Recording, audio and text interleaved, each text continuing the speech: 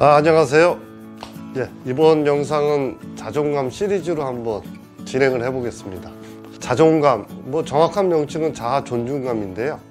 자아 존중감 하면은 여러분들은 아시겠지만은 자신감, 자존감, 그 다음에 또 많이 했던 자존심, 이런 용어들이 생각이 날 겁니다.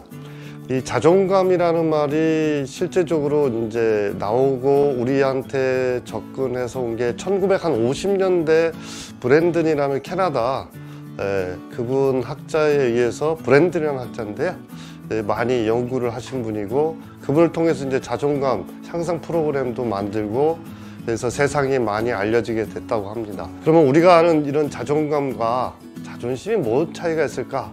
그거 한번 용어부터 한번 알아볼까요?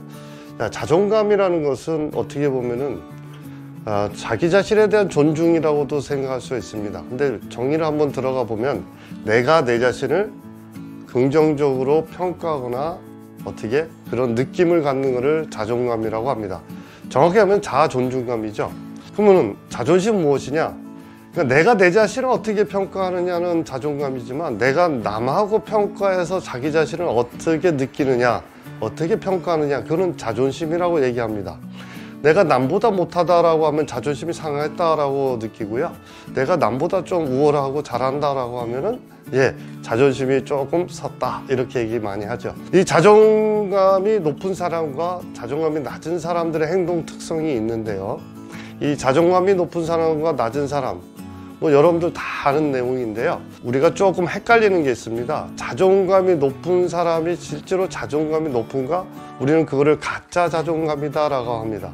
위장된 자존감이다 라고 하는데요, 자존감이 높은 사람들은 창의성을 추구합니다. 그게 무슨 말이냐?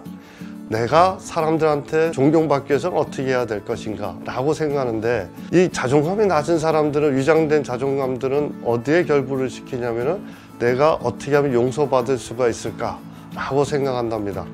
그래서 이 자존감이 낮은 거와 자존감이 높은 사람들, 그 차이들은 어떻게 보면은 나는 자존감을 10점 만점에 8점이라고 생각하는데, 9점 정도 생각하는데, 남이 나를 어떻게 자존감이 높은 사람이라고 볼까?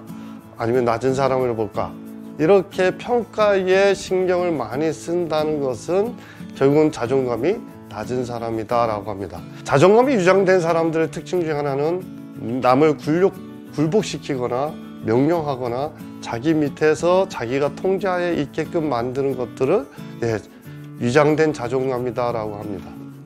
그러면은 실제적으로 내 자신이 과연 나는 자존감이 높은 사람인가, 어떻게 평가할 것이냐, 그 정답은 바로 자기 자신한테 있는 거죠. 그럼 그런 자기 자신이 높다 낮다를 생각할 때, 난 높으니까 나 이렇다, 그러면 다른 사람이 봐도 저 사람이 자존감이 높다 라고 생각을 해야 될 거 아닙니까?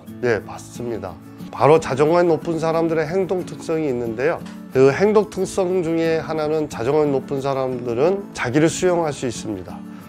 상대방이 나한테 화를 나게끔 해도 수용합니다. 그래, 내가 부족해서 당신한테 이랬구나, 그래서 당신이 화가 났구나, 이걸 받아들이는 거죠. 그런데 자존감이 낮은 사람들은 분노를 일으키게 하는 자극이 오면은 같이 대항하는 분노를 일으킨다는 겁니다. 그러니까 수용을 절대 하지 않는다, 바로 그겁니다. 과연 나는 자존감이 높은 사람인가 낮은 사람인가, 한번 자기 자신을 돌아볼 필요가 있죠. 스스로가 자기 자신을 긍정적으로 평가한다고 하지만, 우리가 어려운 환경 속에서 상황이 우리가 딱 맞닥뜨리게 되면 어떻습니까? 내가 대처할 수 있는 능력이 있느냐, 또 상처를 얼마만큼 하느냐. 자존감이 높은 사람들은 상처를 덜 받을 것이다 라고 하지만 그렇지 않습니다. 자존감이 높아도 상처는 받습니다. 중요한 거는 자존감이 높은 사람과 낮은 사람의 차이는 그런 상처 속에서 내가 얼마만큼 빨리 회복하느냐, 그 차이가 있다라는 거죠.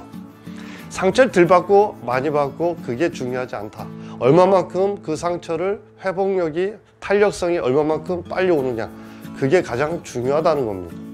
결국은 자존감이 낮은 사람들은 시련과 좌절이 오게 되면은 일어나기가 굉장히 시간이 많이 걸린다. 하지만 자존감이 높은 사람들은 그거를 대처하고 또한 빨리 회복할 수 있는 그런 시간들이 짧아진다라고 보시면 된다. 네, 자존감이 높은 수준인 사람들은 어떤 사람들을 만나냐? 결국 같은 수준인 사람을 만난다고 합니다. 그래서 유유상종이란 말이 있는데요. 자존감이 낮은 사람들은 또 자존감 낮은 사람끼리 만나게 된다는 겁니다. 자존감이 낮다고 해서 자신감이 떨어지고 자기 효능감이 예, 맞습니다. 자존감 안에 두 가지 요소가 있는데요. 그게 하나가 자기 존중과 자기 효능감입니다. 자기 효능감은 바로 내가 내 생각이 나는 이런 거는 잘할 수 있는 능력이 있고 내가 확실한다라는 믿음을 갖는 것입니다. 그런데 효능감이 떨어져 있는 사람, 나는 내가 이거를 잘할 수 있을까? 스스로가 의심을 한다면은 자존감이 낮다라고 할 수 있습니다. 두 번째, 자기 존중인데요. 내가 나를 사랑하지 않으면은 다른 사람을 사랑할 수 없다는 겁니다. 자기를 정말 사랑하는 사람들은 정말로 자존감이 높은 사람이고요. 자기를 사랑하지 않는다는 것은 자존감이 낮은 사람입니다. 결국 내 자신을 얼마만큼 사랑하느냐 행동적으로 볼 수 있죠. 우리는 하루에 1cm씩 나를 죽이고 있지 않는가 한번 생각해 보시길 바랍니다. 어떤 사람들이냐, 정말 아프고 힘든데도 그 일을 계속 내가 등산을 가도 끝까지 내가 이거 목표까지 가야 되고 내가 이 일은 어떻게든지 힘든데 좀 쉬고 싶은데도 불구하고 자기 자신을 좀 더 책찍질하면서 가는 분들, 또한 술을 한 잔씩 매일 먹으면서 정말 먹어서는 안 되는데도 계속 술을 드시는 거나 이렇게 자기 학대 쪽으로 자기를 책찍질 하시는 분들, 좀 더 좋은 방향 쪽으로 자기 자신을 끌고 가야 되는데 안 좋은 쪽으로 회피하기 위해서 하는 행동들은 자기를 사랑하는 사람이 아니다라는 겁니다. 정말 자기를 사랑한다면은 자기가 좋아하고 싫어하고 그 다음 내가 잘하고 못하는 것을 정확하게 알고 있다는 겁니다. 이렇게 구체적으로 디테일하게 세밀하게 자기 자신을 아는데 자존감이 낮은 사람들은 자기 자신을 너무 이상적이거나 모호하게 본인들을 안다는 겁니다. 상대방한테 얘기를 할 때도 구체적으로 이야기하는 것이 아니라 좀 애매모호하게 이야기한다라는 거죠. 따라서 결국은 내가 하는 행동에 대한 책임감을 가지고 이야기를 하느냐, 책임감 없이 얘기하느냐, 발을 하나 빼고 이런 것 같기도 하고 저런 것 같기도 하다, 이렇게 누가 뭐라고 만약에 문제가 생긴다면 내가 그렇게 확실하게 얘기하지 않았잖아, 이럴 수도 있고 저럴 수도 있다 라고도 얘기한다는 거죠. 자존감 높은 사람들은 자기 자신의 행동에 대한 책임감을 갖습니다. 두 번째, 창의성을 갖는다고 했죠. 근데 자존감이 낮은 사람들은 뭘 선택한다? 창의성보다는 안정성을 추구합니다. 내가 미래에 대해서 이런 행동을 했을 때 문제가 생길 것 같다라고 하면 어때요? 안 하게 되죠. 회피하게 됩니다. 결국은 숨는 그런 회피적인 반응을 한다는 것은 자존감이 낮은 사람이다라는 겁니다. 이 영상을 보시면은 과연 나 자신은 자존감이 높은 사람인지 아니면 정말 낮은 사람인지, 높은 사람처럼 내가 위장해서 가짜 자존감을 내가 하고 있는지 한번 판단해 보시기 바랍니다. 이번 영상이 좋으셨다면 좋아요와 구독하기 꼭 눌러주시고요.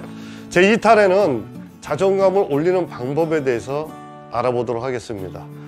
여러분들 유익한 시간이 되었다면 감사합니다.